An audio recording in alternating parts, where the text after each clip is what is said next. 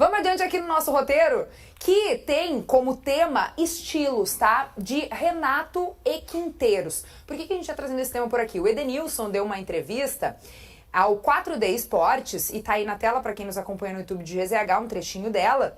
Ele comentou as diferenças de estilo do Gustavo Quinteiros em relação ao Renato Portaluppi. Segundo o jogador, o Renato é um técnico que gosta mais de dar liberdade de movimentação ao atleta, enquanto o Quinteiros prefere que o time seja mais organizado. O Edenilson também citou alguns problemas ali de cada um dos estilos, né? O jeito mais livre do Renato pode render uma desorganização tática, enquanto o estilo mais fechado do Quinteiros pode ser de difícil compreensão. Então, prós e contras dos dois lados. O que vocês acharam?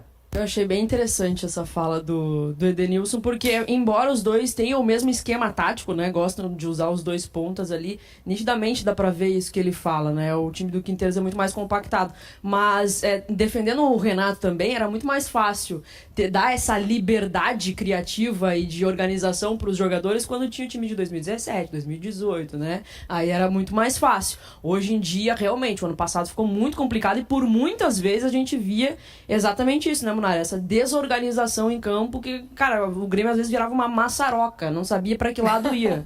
Maçaroca. É um jeito de trabalhar diferente, né? Como o Denilson falou, o jeito do Quinteiros é mais difícil de compreender.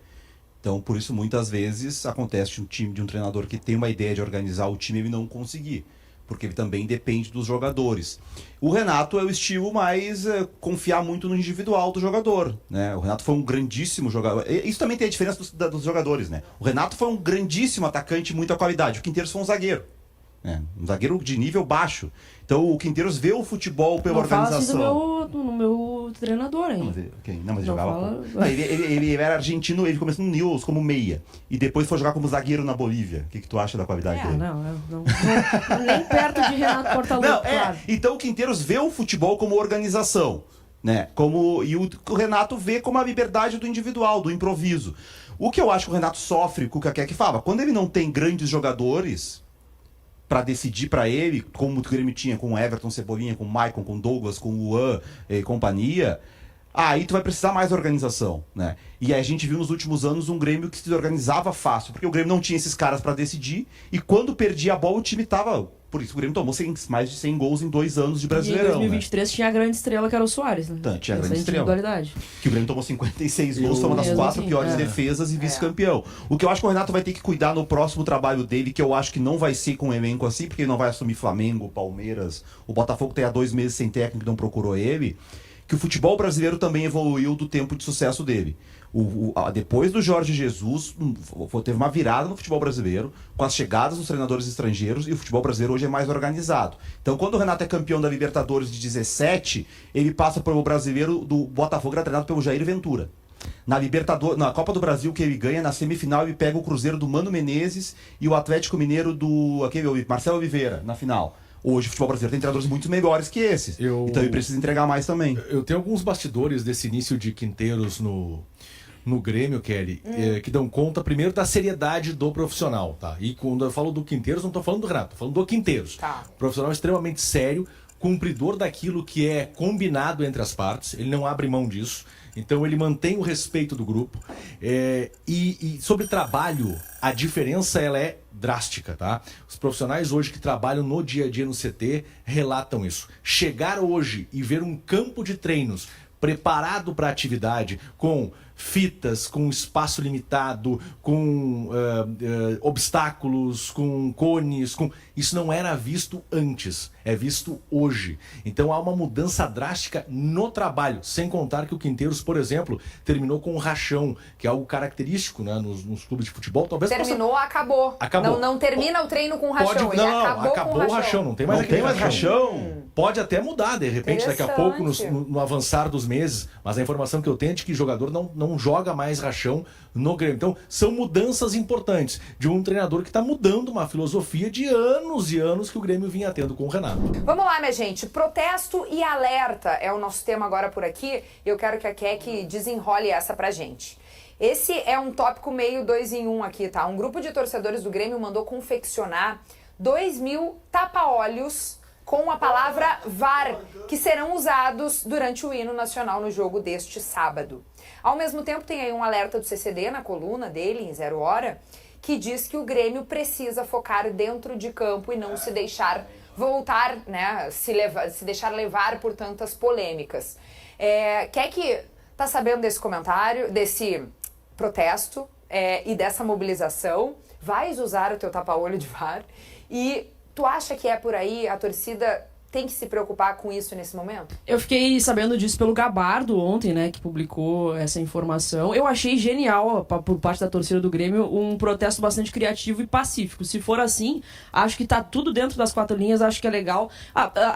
Sou a favor do protesto, sim, porque o Grêmio teve 2 erros muito gritantes de arbitragem, né, não é chororô, o João Lucas foi expulso por uma falta que deram a ele, né, ele sofreu uma falta e foi expulso sem explicação nenhuma para aquela expulsão, e também aquele pênalti não dado no Monsalve, que foi assunto nacional, né? Todo mundo falou sobre isso e inclusive reconheceram o erro naquela situação. Então eu acho que é um protesto pacífico. Vou estar na torcida do Grêmio lá em Caxias do Sul, né, com o microfone da Rádio Gaúcha, ouvindo o torcedor, e eu quero um pra mim aí, já reservem um pra mim, porque eu quero usar. Obviamente, fiquei pistola com tudo.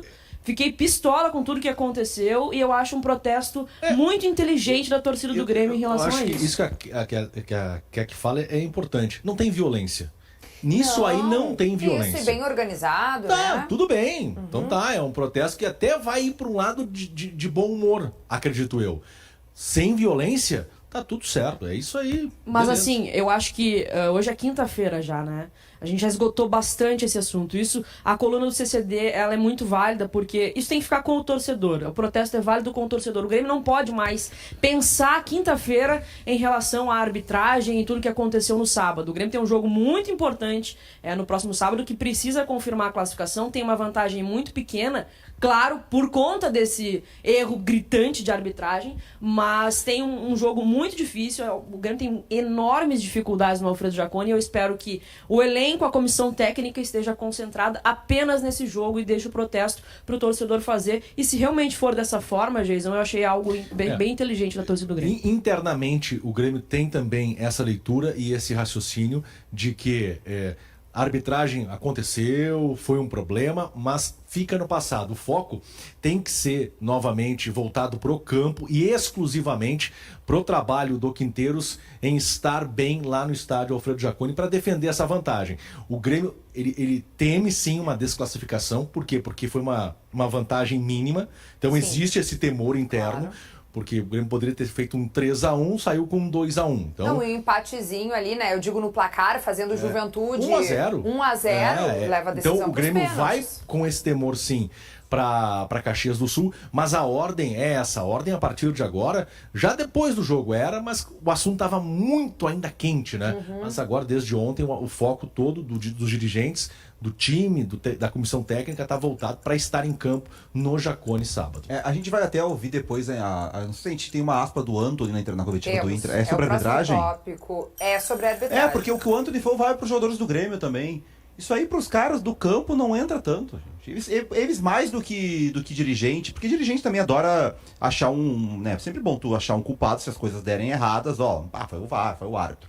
O jogador que tá no campo, eles veem os lances e eles mesmos não têm certeza. Quando o lance acontece assim, o erro do Grêmio é um erro absurdo, porque tem VAR, porque os caras do VAR foram muito incompetentes e erraram. Ponto, já disse isso. Ninguém criticou mais o VAR gaúcho do que eu nesse gauchão, tá? Agora que descobriram que é ruim, né? Eu tô desde a primeira rodada dizendo que é ruim. Eu desconfio que não, acho que ninguém chegou mais mesmo.